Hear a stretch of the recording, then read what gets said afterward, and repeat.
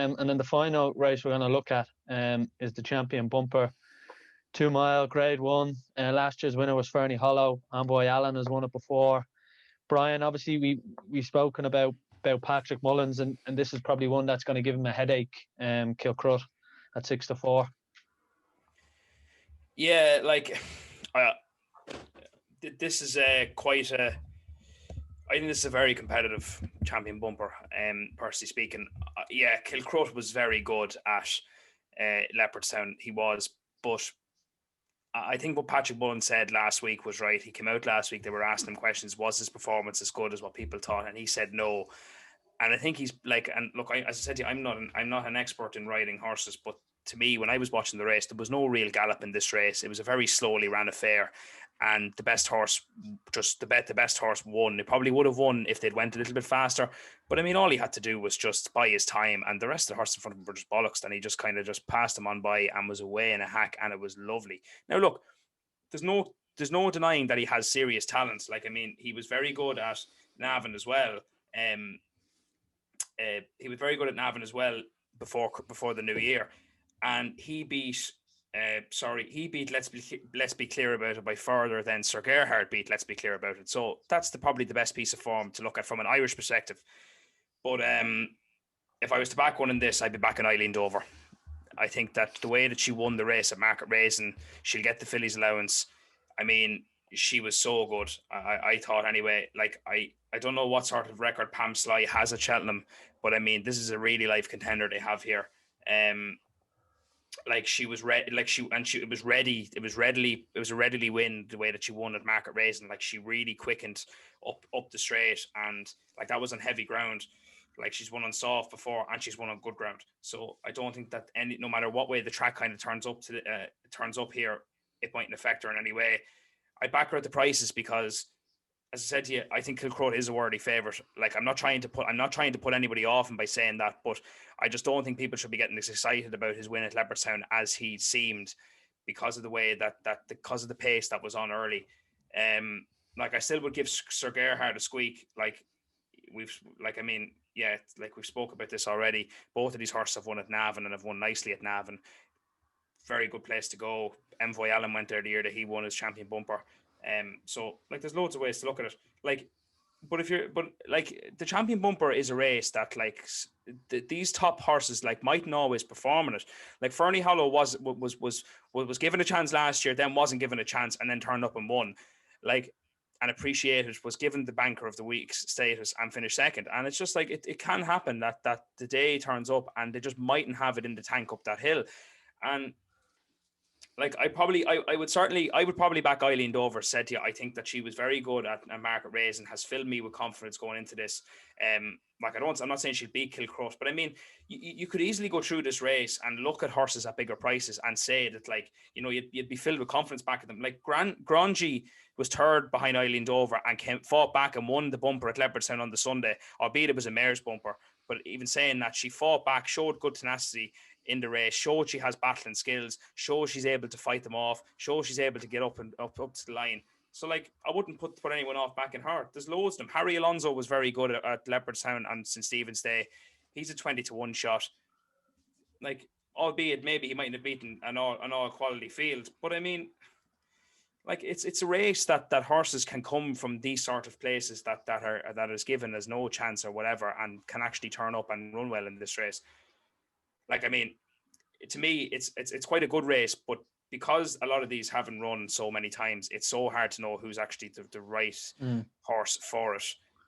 But when you're looking at the performances of the season, Kilcrut is a very worthy favourite. It's been the most impressive performance by any of these in the race. But as I said, if I was backing one right now, I'd be backing Eileen Dover. But I wouldn't put, like, I mean, I would put nobody off backing I would put nobody off backing Kilcrut. I wouldn't put anybody back off backing Sir Gerhard. But I just think that, like, people need to think about it. Although his performance was very, very impressive, it's hard to know how he's going to perform now when the gallop comes, when it's going to be a lot more competitive. This is going to be hot. It's always a hot race. It's always fast. There's always a good tempo to it. And I mean, it takes a very gutsy performer to win it from the front. And the last horse to do it, obviously, was Envoy Allen, when Jamie Codd dictated the race, and reaped the rewards because he had a machine underneath him. So where the next machine is going to come from is going to be hard to know. I mean, but look, the champion bumper is a race for me where it's so wide open that you mightn't want to have a bet. As I said, if I was having one now, I'd back Eileen Dover, but I think that at 13-8, he's a worthy favourite, but there's way more to this than that. And probably more will come in the next or in the days leading up to Cheltenham. Dan, your take on that? Obviously, what Brian said there about Kilcroat won at the Dublin Racing Festival by 12 lengths, but maybe was it as good as a race or a run as people said? No, I think it was Simon Rowlandson at the races did the piece on, or the speed on this race, and it basically, to long story short, kind of fell apart really in front of Kilcroat. Now he was Jesus, like I was watching that race, had Kilcroat back. I think it was just the optics of it, Dan, and Patrick Mullins just looking behind him, having so much on it that everyone kind of sits back and goes, "Geez, this horse could be a monster." Don't get me wrong, that is honestly the best feeling in the world. And hopefully, as punters, anyone listening has had that at some point when you have a horse back like Kilcroat and Patrick Mullins is not moving, and he looks, and I think it was a zoomed in shot. I'm trying to remember it in my head. It was the camera angle, yeah. Oh, it's Jesus. Don't get me wrong. I had Kilcroat backed. Very jealous of the lads that haven't backed, double figure prices for the champion bumper. And this is me talking here now. Is not saying though that's not an unbelievable bet. It is. Don't get me wrong. It's a bit short, 6-4 champion bumper, and we've kind of been saying, geez, yeah, it wouldn't put you off adding them into the Acas, that sort of thing. I'd personally put you off adding Kilcroat to the Acas at this sort of price. Like champion bumpers, like some of these horses have only ran once. There's no hurdles. There's so many things that it's Cheltenham a bumper is different to a Leopardstown bumper is different to bumper anywhere really in England or Ireland. And there's enough good horses here that have only run once or twice that we just don't know how good they are. Me personally, I don't think you can be backing Kilcroat at 6-4, 13-8. Like, isn't it? Mullins let the Tom Mullins, isn't it? Or is it Tony Mullins let the cat out of the bag that at the races preview that what a machine Kilcroat was, and then he went and lost the bumpers. That bumper race that he ran, I think was Navan. Not too sure. That was last year. Yeah, that's right. Yeah, geez, I was so excited. Yeah, I was so excited. I think I'd put a fair amount on him that day. I think he was like 4-1 or something, but. Yeah, and it's brilliant. Kilcroat, like he was unbelievable, but there's enough good horses here. Sir Gerhard, Gordon could be brilliant. Me, if you're asking me for a bet at the moment, Three Stripe Life, also Gordon Elliott, he's 1-0 and from a bumper. You just don't know how good some of these horses are, and it's so hard to take form literally when they're winning by 9 or 10 lengths. So like I'd sooner back someone like Three Stripe Life at 12-1, but it is a race. I know it's a cliche. I wouldn't get too involved in like a lot. I personally will have a bet, but I'll try and get someone at a bigger price. And geez, I might get a bit giddy on the day and throw Kilcroat maybe in a Stupid multiple. But after saying all that, but I do think it is too short. So this, still 3 weeks out, 6-4. And Boy Allen went off 2-1 for this bumper. And won it, but he only won by 3/4 length. For him to win it, obviously he's going to be a 3-miler in the future. So, if Boy Allen's going off at 2-1 for champion bumper, just shows you that Kilcroat. I don't think he's in Boy Allen's lead even at bumper level. So for me, I'd leave alone Kilcroat. Just on Eileen Dover as well, Brian. Do you think because it's Cheltenham and it must? I'd say the feeling of Willie Mullins winning a race at Cheltenham will never go away, but.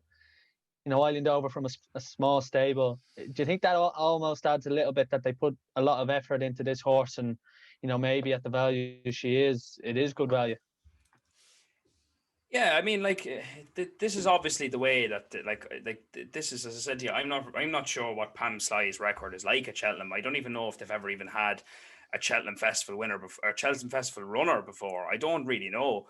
I wouldn't know too much about them, but I think they have a serious contender here. And I just think that, as you said, because it's a smaller stable, it probably goes under the radar a little bit, and people just still look at it again and say, "Wow, well, geez, it's 6-1. Like, who's this?" Like, I think that's a lot of it comes into it as well. Like, look, we've covered, you covered this already 100 times. It's such a hard race to analyze because there's so many half of them win by 20 lengths, and it's just like which of them has the bigger scope for improvement. And albeit that the last couple of winners here have been I think the last 4 winners have been Irish. I think since 2014 there's been 6 Irish winners. They have a pretty good record in it in recent times. It's just, and Willie obviously has a great record, but I mean it's It's hard, but I would certainly back her at that price. I just think that even the fact that she'll get the mayor's allowance is a thing that puts me into wanting to back her even more against these. So look, it's hard. It's hard, but that'd be the main reason why I'd back her, because she was very impressive with market race and she quickened away well up the straight. It was on very, very sloppy, heavy ground. But as I said, she's won on soft and has won on good ground before, so she seems versatile in what conditions would be like. And seeing as this is the last race of the day, the ground might be a little bit more cut up because it's the last race on the old course of the festival, so it'll be a lot. It will be a lot.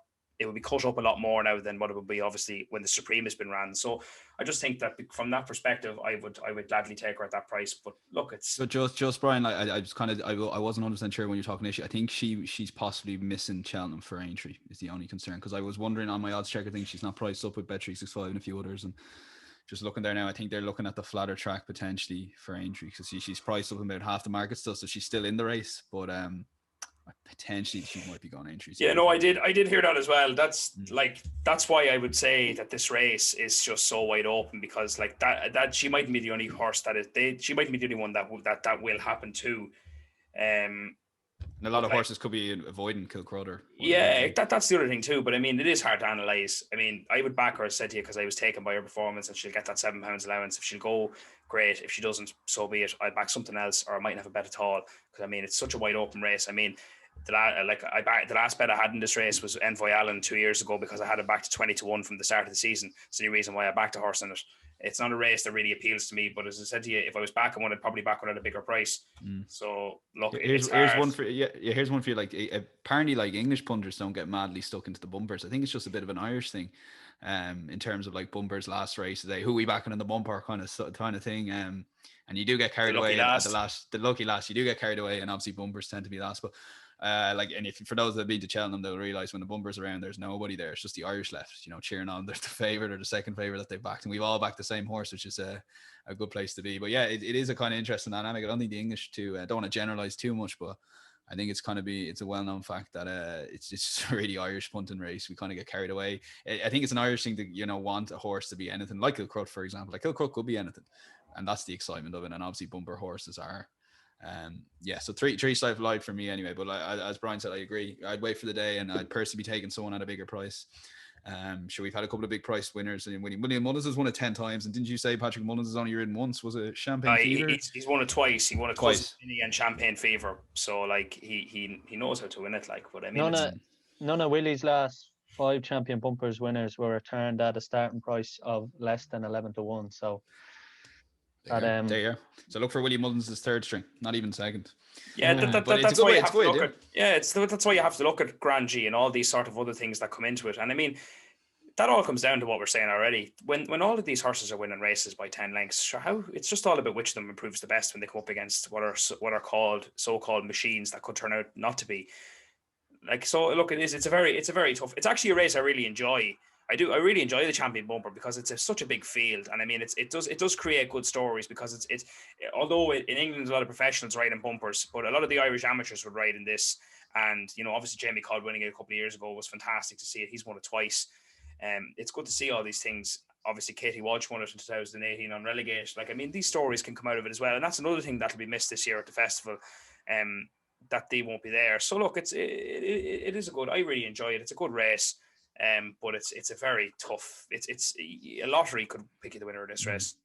Yeah, just before you come in, it's probably going to be the longest champion pumper preview on YouTube here, but it's interesting. A lot of flat jockeys used to ride in the race, and they said, Jesus, it's like they got some gallop, and it's a messy race, and because they're so used to good ground and stuff, they come back, their silks are absolutely muddy. Like, I know a lot of the flat jockeys in the past have ridden it, but it's a different ball game. While it is a 2-mile flat race, essentially, champion pumper's a lot different to a flat race. So yeah, it's Brian says, it is an exciting race, and for me, second string of Gordon Elliott's a 3-stripe life. I wouldn't put you off in each way price, 12-1.